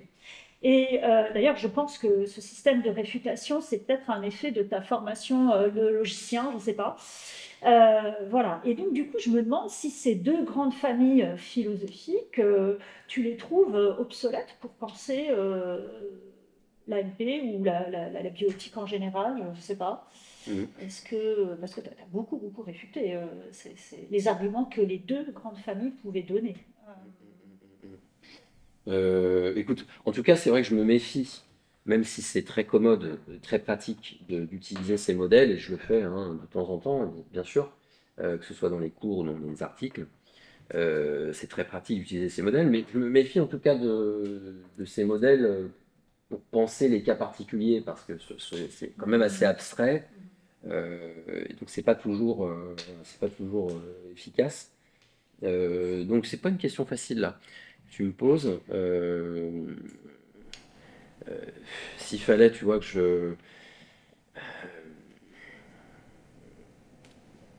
je pense que en tant que, enfin, tu vois, je défends tellement l'autonomie individuelle que je pense que s'il fallait que je définisse en tout cas la philosophie de ce livre, c'est sans doute une philosophie qui est plutôt alors déontologiste au sens déontologique, au sens où Sur ce on principe-là, s'appuie quoi. sur ce respect du principe de Ouais. l'autonomie, indépendamment d'autres principes plus utilitaristes. Bon, voilà. Ouais, bah, en fait, Plus tu conséquentialiste. as répondu parce qu'en Ouais. fait, finalement, c'est pas ton souci de réfuter ces pensées, ces manières de penser, mais c'est plutôt la réflexion autour de leurs conditions d'application. Finalement, c'est ça. Ouais, La question de ton ouais. livre, c'est la condition des conditions d'application de ces principes-là. Hein, voilà. Alors peut-être, tu veux rajouter quelque chose? Non, bah, sinon on passe au deuxième cas qui m'intéressait, c'était celui de la chirurgie esthétique. Ouais. Et bon, alors comme tu l'expliques très bien, hein, la chirurgie esthétique peut être d'abord réparatrice, thérapeutique, hein, dans ce sens-là, voilà, c'est pas une médecine des désirs, mais très rapidement, on bascule dans ce qu'on appelle, alors j'ai dit médecine de confort, je n'utilise pas trop ce terme, je ne sais pas s'il te convient, médecine des désirs, donc. Non, parce que dans confort, tu vois, il y a un jugement moral. Ah, voilà, Hein. c'est ça. Tu vois, médecine de confort. Et c'est ceux qui critiquent la médecine des désirs qui parlent de médecine de confort. Hein. Ouais, ouais. Ouais. Bah, et puis, tu vois, c'est quand même une expression malheureuse dans la bouche de l'extrême droite sur l'IVG de confort, par exemple. Ah oui, j'ai pas pensé Tu à vois, ça. donc j'aime pas trop On l'utilise aussi pour l'hystérectomie, hein, l'hystérectomie non médicale, on dit hystérectomie de confort. Mais tu vois, c'est un terme, voilà, il y a un jugement de on pourrait s'en passer, mais pour son petit confort, elle demande cela. Bon. Donc voilà, il y a Ouais. d'emblée un C'est jugement négatif. condescendant, en fait. C'est assez Hein. condescendant Ouais, aussi. ouais, Ouais. ouais. Voilà. Donc c'est une médecine qui répond à un désir, chirurgie esthétique, hein, qui n'est pas thérapeutique, ça répond à un désir d'être physiquement plus beau, artificiellement, extérieurement, bref, pas du tout selon les valeurs d'un platonicien, ça tu en parles aussi dans ton livre. Hein. Et alors on a vu hein, depuis le confinement dû à la Covid qu'il y a eu une hausse des demandes de chirurgie esthétique de part des personnes de plus en plus jeunes et surtout sous une forme tout à fait nouvelle, puisque les personnes arrivaient chez leur chirurgien avec des photos d'eux retouchées par des filtres. Et donc là, on voit que cette médecine des désirs répond à des tendances, à des influences sociétales. Et voilà, il y a des tas qui vont même parfois, on peut se demander à l'encontre même de leur santé. Enfin, il y a des gens avec des dents parfaitement saines, voilà, qui vont se les faire limer. Bon, cette médecine, du coup, dans quelle mesure elle s'appuie encore, puisqu'elle elle est le résultat aussi de plusieurs influences extérieures, dans quelle mesure elle s'appuie encore sur l'autonomie, la liberté des individus, en quoi elle se distingue, puisque tu en parles dans ton livre, d'une médecine de l'aliénation. Tu parles de ça dans ton livre. Est-ce que tu peux nous expliquer ça? Bah, là encore, si tu veux, moi j'essaie, et puis ce serait intéressant Ouais. d'entendre Jonathan aussi, parce que toi, tu me disais tout à l'heure que tu as. J'en ai fait un petit peu, ouais. T'as exercé dans Ouais. la médecine esthétique. Avec, enfin, j'étais assistant, quoi. Ouais. Mais j'avais pas mes patients en tant que médecin esthétique. Ouais. Mais j'ai envisagé un moment d'en faire. D'accord. Et tu vois, est-ce que, enfin, d'emblée, et alors là, je m'adresse aux philosophes, on a un rapport, enfin, je crois, hein, plutôt d'emblée négatif par rapport à l'esthétique. C'est-à-dire au sens de l'apparence, hein, les apparences sensibles, la beauté, la recherche de la beauté. D'emblée, quand même, on a un rapport un peu, ouais, un jugement plutôt négatif. Voilà. Par notre tradition philosophique, on doit cultiver la raison, cultiver l'âme, et non pas le corps, etc. Bon. On pourrait d'ailleurs parler de la sexualité, du sexe, de la même chose. C'est dans mon prochain livre, je m'en profite pour vous faire un petit peu de publicité. Ce sera sur une philosophie du sexe.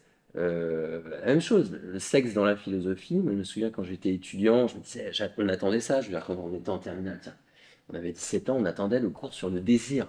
On disait, ouais, on va enfin parler de sexe. Le désir a été sorti du programme, c'est un vrai scandale. Oui. D'accord.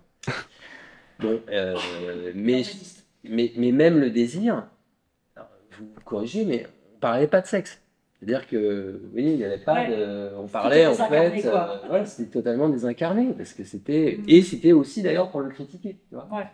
Donc, voilà. Et donc j'ai le sentiment. Je suis convaincu que par rapport à la médecine esthétique, on a d'emblée voilà, ce jugement négatif. Et donc, moi, ce que je proposais, je vous laisse, c'était d'aller voir. Et dans la médecine des désirs, c'est maintenant aujourd'hui, vous m'avez demandé ce que c'est qu'un philosophe à l'hôpital, c'est faire de la philosophie, mais plus, vous voyez, uniquement dans la bibliothèque, c'est aller regarder ce que disent les études scientifiques, empiriques, sur le terrain, quelles sont les réponses aux questions. Ça, c'est très important. Vous voyez, c'est une autre manière de travailler. D'ailleurs, s'interroger sur quelles sont les motivations des patients et des patientes en médecine esthétique, ça ne m'intéresse pas, vous voyez, uniquement réfléchir sur leur conception de l'existence et est-ce qu'il y a une conception qui est meilleure qu'une autre, etc. Ce qui m'intéresse, c'est d'aller voir sur le terrain les études qui ont lieu auprès de ces patients et de ces patients pour voir quelles sont leurs motivations et voir si effectivement elles sont le fruit d'aliénation, de tendances sociales, on parle de réseaux sociaux, etc. Bon. Moi, ma conclusion, c'est que non. C'est-à-dire qu'on peut alors, attention, je veux en aucun cas faire la louange, la promotion de la médecine esthétique, d'accord. Pour moi, par exemple, personnellement, on verra peut-être plus tard, mais je préfère aller, tu vois, faire du tennis ou faire du surf, tu vois, plutôt que d'aller dans un hôpital pour me faire refaire une partie de mon corps. Oui, c'est ce rapport entre l'extérieur qui serait faux parce que artificiel et la beauté intérieure avec ce mythe-là de Socrate qui était très laid, l'extérieur mais très beau à l'intérieur. Enfin, oui, voilà, mais parmi nous, il y a des personnes qui choisissent pour être mieux, pour s'accomplir, d'avoir recours à la médecine esthétique. Et ils le font de manière tout à fait réfléchie, autonome. Je remarque que souvent, vous voyez, quand on a un préjugé d'emblée négatif sur quelque chose, on fait appel, vous voyez, à cela, on fait appel aux réseaux sociaux, on fait appel à Internet, on fait appel à tout un tas de... Hier, c'était la musique, on fait appel aux jeux vidéo qui influenceraient, etc., les personnes. En fait, oui, tout ceci fait partie de nos motivations, ou participe à nos motivations, mais ça n'en leur ôte pas, de manière absolue et inconditionnelle, la liberté de la volonté. Et ça, oui, l'influence n'est pas une nécessité. Non. Alors, il y avait une question, si je peux intervenir. Ah bah non, mais surtout avec ton expérience. Bah, en fait, il y avait pour ceux qui avaient du mal à prendre une décision parce que on leur propose un devis, etc. Un peu, c'est vraiment autre chose. Il y avait beaucoup ce contre-argument de la part des patients qui disaient ah ça je vais pas faire, c'est pas naturel. Donc en fait ils venaient pour faire des injections. Ouais, en médecine esthétique, moi j'étais pas chirurgien, mais pour faire des injections, etc., du botox ou acide hyaluronique, etc.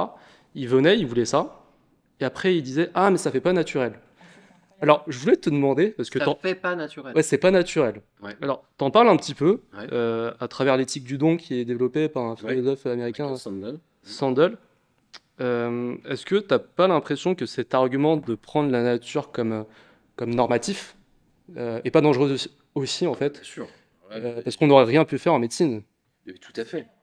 Oui, bien sûr. Oh, non, l'argument de la nature et de ce qui est contre nature. Parce que il y a les patients qui le disent, mais aussi leurs amis, c'est un peu partagé, quoi. Oui, l'argument en tant que tel est très discutable. Et à propos de la sexualité, bon, c'est pas l'objet d'aujourd'hui, mais il est vraiment, alors là, c'est vraiment un argument très très fort, très important, et sur lequel on va mettre des siècles là, justement à essayer de batailler pour montrer que la sexualité n'est pas nécessairement aller uniquement dans le sens de ce qu'on appelle la nature.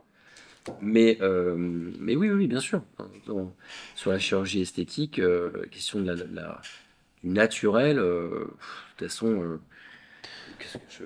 Oui, si on aurait pris la nature comme normatif, on aurait, enfin, au nom de ça, on n'aurait pas développé des techniques pour guérir des pathologies. C'est On comme prendrait si pas de l'antibiotique. Ouais. ils n'assumaient pas le fait que ce soit artificiel. En fait, il y a une espèce de leurre comme ça. Ils veulent du botox, mais naturel, quoi. C'est ça. Oui, ouais. Ouais.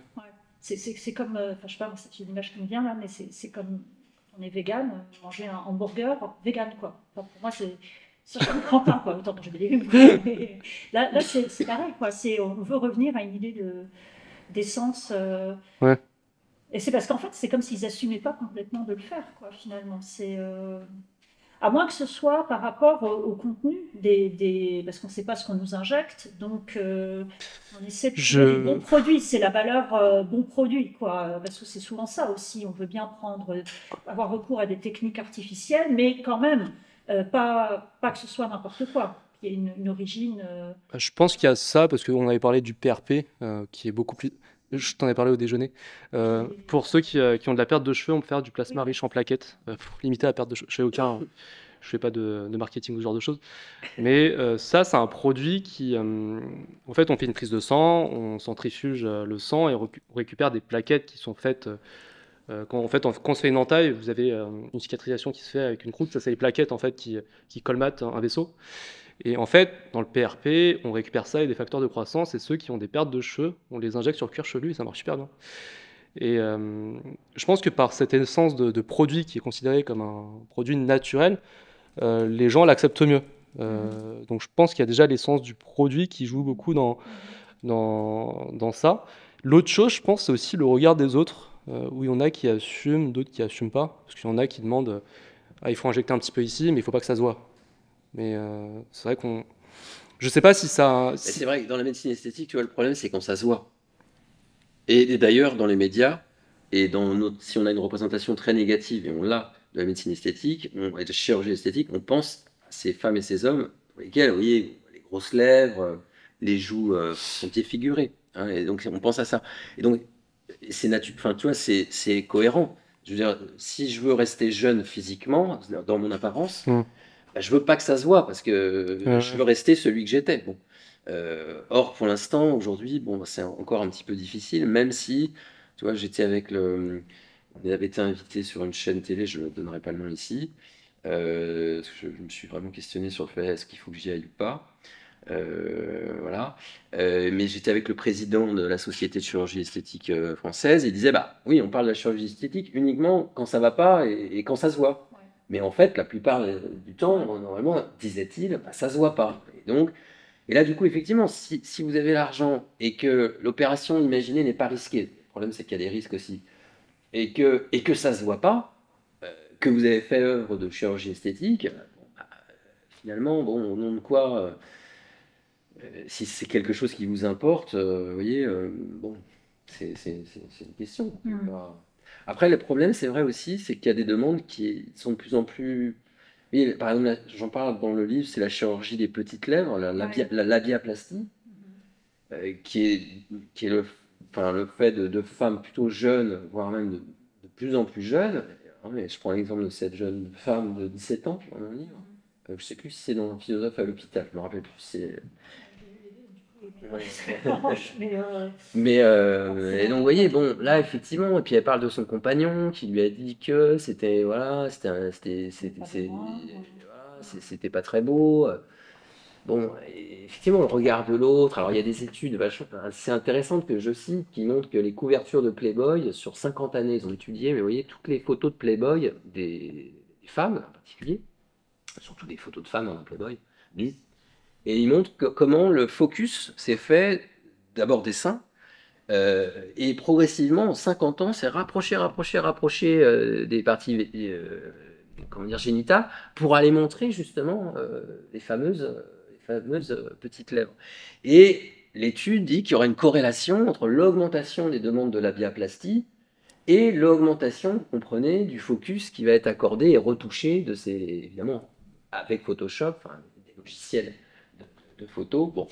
Mais c'est une corrélation. C'est-à-dire que c'est pas parce que je vois...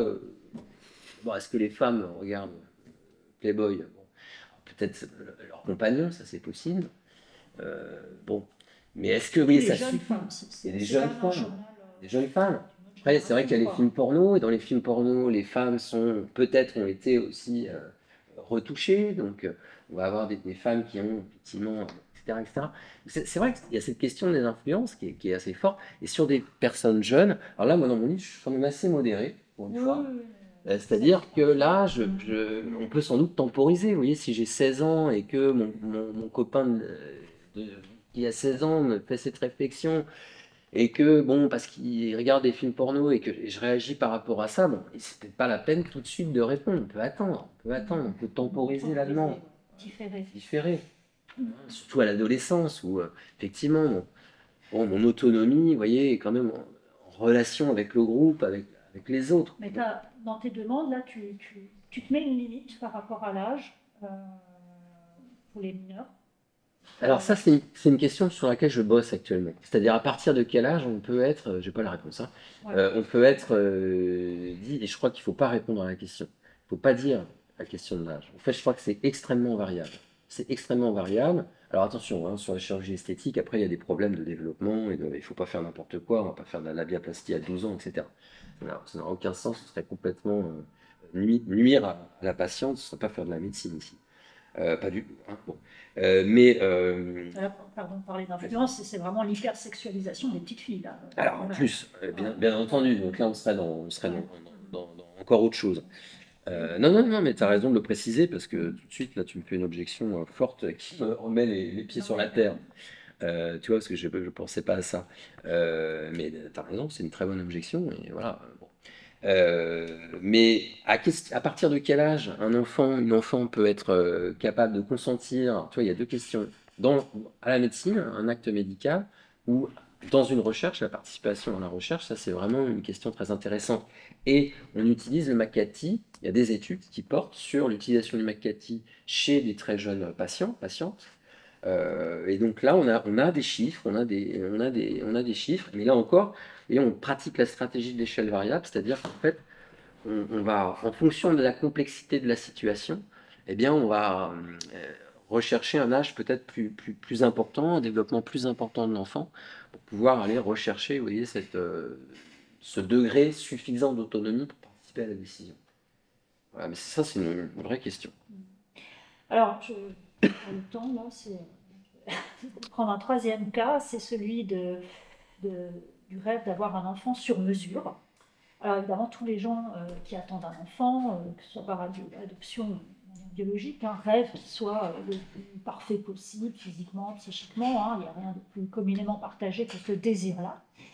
Et bien sûr, on fait des analyses pendant la grossesse pour repérer des éventuelles maladies, ou alors si on fait appel à la PMA, on fait des DPI, diagnostics préimplantatoires, pour écarter un embryon porteur de maladie. Mais encore une fois, comme avec la chirurgie esthétique, on peut reprendre les mêmes techniques pour non pas écarter des pathologies, mais pour écarter les choses qui ne conviendraient pas à notre désir, comme le sexe, la couleur des yeux, etc. Alors évidemment, moi j'ai pensé à la loi de Gabor, qui dit que tout ce qui est techniquement possible sera un jour réalisé. Et peut-être qu'on peut s'inquiéter aussi d'une sorte de manipulation eugéniste, un danger qui pourrait peut-être même être augmenté si jamais ces techniques médicales venaient à être récupérées par des non-médecins. Et C'est déjà le cas. c'est déjà le cas. C'est déjà le cas, oui. Ah oui, Ah bah oui, sur Internet, il y a un business, ouais, c'est ça. Oui, aux États-Unis, on peut choisir la Ouais. couleur des yeux, on peut choisir la taille future de l'enfant. Enfin, ça, c'est encore un petit peu à l'essai, mais on peut vraiment choisir C'est le pas des sexe. médecins. C'est pas des médecins. Et Enfin, ce sont des sociétés pour lesquelles travaillent des médecins, des biologistes de la reproduction, etc. Donc, ça existe déjà. ouais, bah, tu parles t'as une expression que je ne connaissais pas, qui est assez choquante, c'est le designer baby. Comme si le bébé était un espèce de bien de consommation qu'on peut commander comme n'importe quel produit sur Internet. L'expression n'est pas de moi. Nous, on a traduit par bébé sur mesure, tu vois, mais l'expression. D'accord, c'est la traduction. Mais l'expression est courante aux États-Unis. Aux États-Unis, baby ouais. design. Et moi, je pensais aussi au danger même pour la civilisation, qui est pointée du doigt par le biologiste Jacques Testard, qui est quand même le père scientifique du premier bébé éprouvette, hein, Amandine en 82, et qui alerte justement sur les risques d'uniformisation de la société, parce que justement on fait glisser justement certains critères qui ne sont pas pathologiques comme étant des pathologies, enfin les oreilles décollées, le strabisme, alors que justement un léger strabisme peut avoir un charme fou, hein. Descartes lui-même était amoureux d'une jeune fille louche, hein, et ça l'a poursuivi toute sa vie. Donc tu montres bien en fait dans ton livre que c'est vraiment difficile d'établir des critères objectifs, hein, même pour des pathologies. Et là, tu t'appuies sur un cas que je trouve vraiment très intéressant dans tes 2 livres. C'est celui d'un couple, des couples de malentendants qui veulent avoir un enfant malentendant. Justement, quitte même à faire appel à des techniques d'AMP pour répondre à ce souhait, et qui défendent bien sûr l'idée qu'une éducation faite dans la même culture serait bien meilleure, bien plus profitable à l'enfant. Et d'ailleurs, je ne sais pas si vous connaissez, si tu connais, il y a une philosophe qui s'appelle Angélique Delray qui a fait un film là-dessus, qu'on peut voir sur YouTube, qui s'appelle « Ces sourds qui ne veulent pas entendre ». Et bon, alors là, ça montre vraiment la difficulté de trouver un critère pour trouver la meilleure action possible, hein. Et là, c'est vraiment une question d'éthique clinique. Et je me demandais par ailleurs le fait de vouloir toujours tout contrôler. Est-ce qu'on ne va pas perdre de tout prévoir le charme de la vie, qui est justement l'imprévu, hein, et cette idée qui est quand même de plus en plus forte dans notre société, de fantasme de perfection, de contrôle total. Est-ce que c'est pas vain? Est-ce que c'est pas quelque chose finalement qui va nous renvoyer à notre finitude, à nos frustrations, qui pourrait être même paralysant, hein? Et là, plus précisément, donc pour cet enfant sur mesure, est-ce qu'il n'y a pas une limite spécifique à la fabrication des vivants, des êtres humains? Parce que là, c'est pas juste du bricolage sur le corps, hein, on fabrique des êtres humains. Est-ce que finalement, la médicalisation de l'existence est-elle toujours souhaitable? Est-ce que ça, c'est une question plus générale que je te pose à partir de cet exemple, mais, C'est difficile, hein, ouais, ça va pas être facile, mais d'abord quand même, on les fabrique pas encore. On les sélectionne pour l'instant. ouais, On ne fait pas vraiment de la modification du génome en vue d'obtenir telle ou telle caractéristique. Et ce couple de femmes sourdes malentendantes dont tu parles, voilà, elles ont voulu sélectionner un géniteur qui soit sourd sur 5 générations, et afin d'obtenir plusieurs embryons. Enfin non, dans ce cas, elles n'ont pas fait de fécondation in vitro. Mais bon, tu vois, elles n'ont pas modifié en tout cas le génome. C'est plutôt question de rassembler les probabilités que cet enfant soit sourd. Puis demain, on pourra sans doute sélectionner parmi des embryons certaines caractéristiques. Aujourd'hui, dès à présent, le sexe, bien sûr, mais d'autres questions. Alors, vous voyez, concernant, il y a deux, je sais pas, pour essayer de synthétiser une réponse, il y a 2 raisons de faire du baby design. La première, c'est des raisons médicales. Et celles-ci, elles sont entendables. Si demain vous voulez un enfant et imaginez que vous ayez la capacité, alors c'est déjà le cas en diagnostic prénatal, hein, mais de faire ça en amont, c'est déjà le cas aussi puisqu'on vous propose maintenant en Belgique par exemple du diagnostic préconceptionnel, et oui, d'essayer d'éviter la transmission à votre futur enfant de pathologies ou de prédisposition à des maladies. Vous voyez, ça c'est des raisons médicales qui président, qui motivent votre demande d'AMP. Et donc, éviter à mon futur enfant qu'il soit comme moi, je sais pas, moi, myope, qu'il soit allergique aux acariens, qu'il soit, vous voyez, bon, etc., qu'il puisse avoir, je sais pas, moi, des prédispositions, des maladies cardiovasculaires, etc. Si on avait cette capacité-là, hein, mais à supposer que ce soit sans risque, que ce soit suffisamment fiable, bon, vous voyez, c'est un argument au nom de quoi, en fait, le refuser. Bon, mais vous avez le droit de faire des objections, mais bon, voilà, c'est une première question. Après, il y a des raisons sociétales. Alors, est-ce qu'on est dans des purs désirs sociétaux, enfin, non, pardon, est-ce qu'on est devant des pures demandes personnelles, un peu comment dire, superflues, complètement farfelues, voire, hein, tiens, je veux un enfant aux yeux mauves, etc. Bon, vous voyez, en fait, je crois qu'on n'est pas non plus là-dedans, c'est-à-dire que, pour l'instant, on est dans des demandes par exemple, imaginez, j'ai eu 3 garçons, et bon, bah, j'aimerais, plutôt que de faire ce qu'on appelle un avortement sélectif pour raison de sexe, eh bien, j'aimerais que la médecine m'aide à avoir un 4e enfant qui soit une fille. Bon.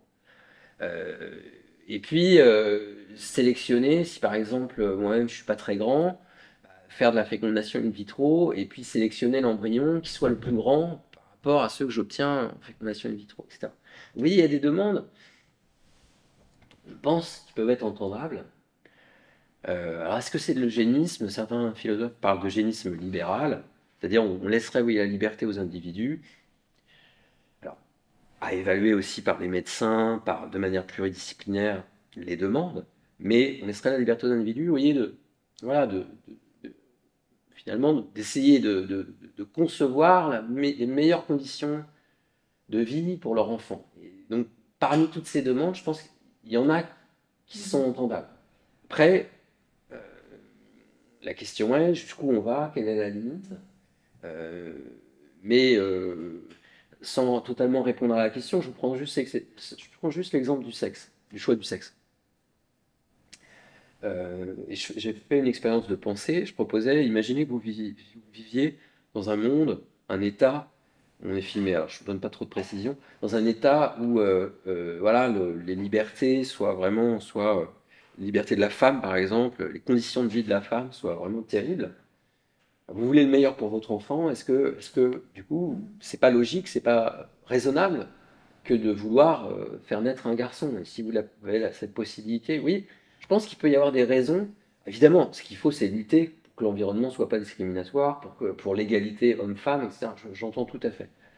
Mais en attendant que ceci soit réel, euh, est-ce qu'on peut, je le formule sous la forme d'une question, parce que je pense qu'il y a beaucoup d'objections à faire à ce que je suis en train de raconter là maintenant, mais est-ce qu'on ne peut pas prendre en compte certaines demandes de ce qu'on entend par baby design? Là aussi, oui, je pense qu'il y a beaucoup de préjugés. C'est le principe de réalité, quoi, en fait. Hein, toujours. Et c'est ça l'intérêt aussi de ce livre, hein, c'est de se confronter à la réalité, voilà, avec ce regard philosophique.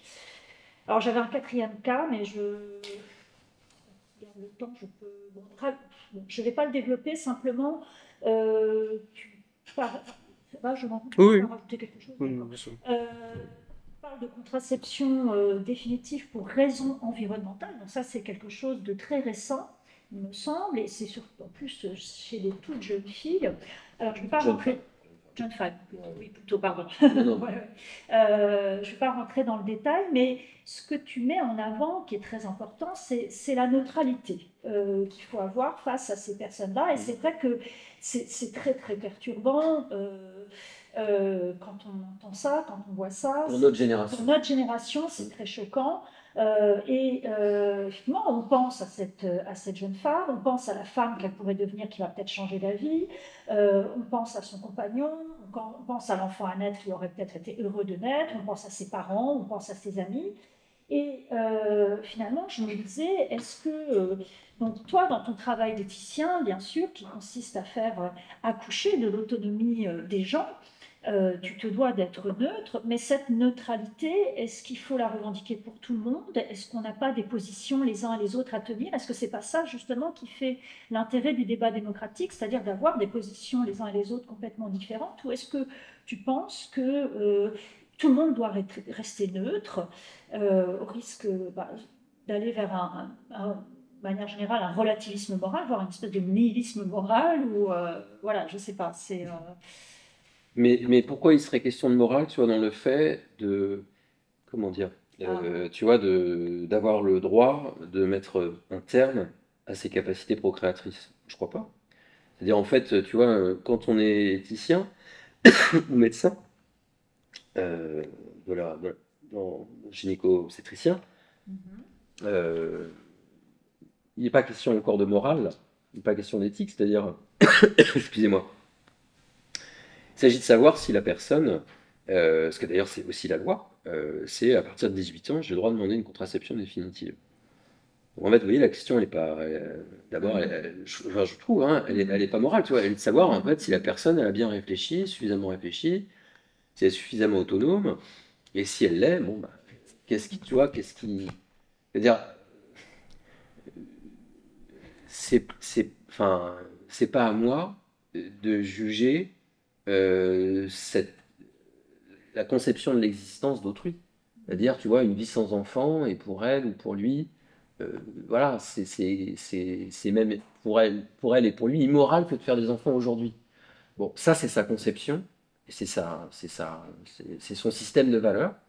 Bon, discutable dans une démocratie, mais tu vois, moi, j'ai pas le droit tu vois, de porter un jugement moral.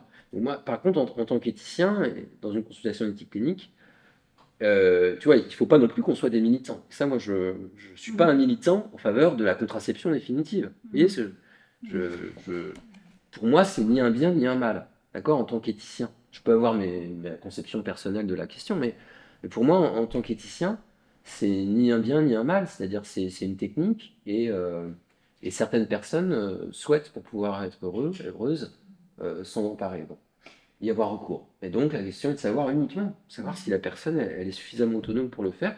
Et il y a des situations dans lesquelles, moi, je participant à l'éclairage, je peux m'exprimer défavorablement à la demande, hein, tu vois, où j'estime que la personne, elle est pas suffisamment mature, elle n'est pas suffisamment Ouais, mais c'est pas pour des réfléchie. raisons morales, c'est pour des raisons de détection de Voilà, l'autonomie ou non de la personne, quoi. exactement. Ouais. Mais en fait, je parle de ça parce que tu parles de neutralité morale et je pense que tu en Oui, parles parce que justement, cette pratique oui, que tu dis être hors amorale, en fait, oui, hors de la morale, oui, en fait, elle est freinée par des préjugés moraux, oui, voilà, et oui, qui tout à reviennent fait, oui, oui, toujours, hein, en fait, c'est pour oui, oui, ça. tout à fait. Donc on a tendance à vouloir les ramener, hein, Oui, tout ramener à la morale, oui, mais peut-être qu'on pourrait, je ne sais pas, penser quand même, par exemple, au principe responsabilité de Hans Jonas, qui parle, lui, des générations futures. Donc oui, là, on a peut-être, d'accord. dans ce sens-là, aussi une position morale à tenir. Oui. Enfin, il peut y avoir des tas d'objections aussi Oui, dans oui, ce tout à fait. sens-là. Encore faudrait-il démontrer, tu vois, que le fait qu'une minorité, quand même, d'entre nous euh, cesse de procréer va entraîner, Ouais, tu c'est ça. vois, une dégénérescence de notre société, voire une extinction de l'humanité. Ouais, ça, il En faudrait une fait, expertise impossible à faire. ouais, ouais, Donc, ouais. Et je pense ouais, que la réponse est de toute façon ouais, plutôt négative. ouais, Il me ouais, semble que, tu vois, les Français continuent, les Françaises notamment, et pas que, continuent de procréer. Tant qu'ils ont encore une certaine fertilité, sachant que la fertilité quand même baisse ouais. Ouais. drastiquement. On arrive à la fin de ce débat et pour conclure, j'aimerais bien revenir à cette conception de l'éthique minimaliste que tu soutiens et peut-être pour le mot de la fin, je m'entends reprendre la parole. Si, bah, c'est vrai qu'on a beaucoup parlé de l'autonomie individuelle, mais dans la relation du soignant avec le malade. Mais alors, on n'a pas eu le temps de trop la développer, mais il y a aussi quelque chose d'autre qui se joue, c'est l'articulation de toutes les autonomies individuelles, parce qu'une décision entre un Oui, patient et un malade, en fait, se répercute en fait peut se répercuter sur d'autres patients. Alors c'est vrai que je pense beaucoup aux maladies infectieuses, transmission de maladies infectieuses, du coup, qui fait jouer aussi d'autres personnes. Je pense aussi au système de soins, qui fait que quand on demande quelque chose, la plupart du temps c'est gratuit parce que c'est financé par la sécurité sociale, et on ne peut pas répondre à tous les désirs des patients, hein, qui vous demandent à chaque fois, enfin, qui peuvent vous demander une échographie, une prise de sang, etc. Enfin, on ne peut pas répondre à tous les désirs des patients parce qu'on se retrouve en fait dans une société. Et, euh, et en tout cas, je pense que c'est vraiment à mettre en perspective par rapport à tout ça, quoi. tout à fait. Mais on peut être libéral, ce que je suis, et soutenir, d'accord, que ma liberté s'arrête là où commence celle des autres. Et donc, dès lors que tu vois, ma liberté va avoir des conséquences néfastes, il faudrait définir, hein, va occasionner vraiment des dommages forts, Mm. injustes sur les autres, eh bien, on peut du coup me refuser.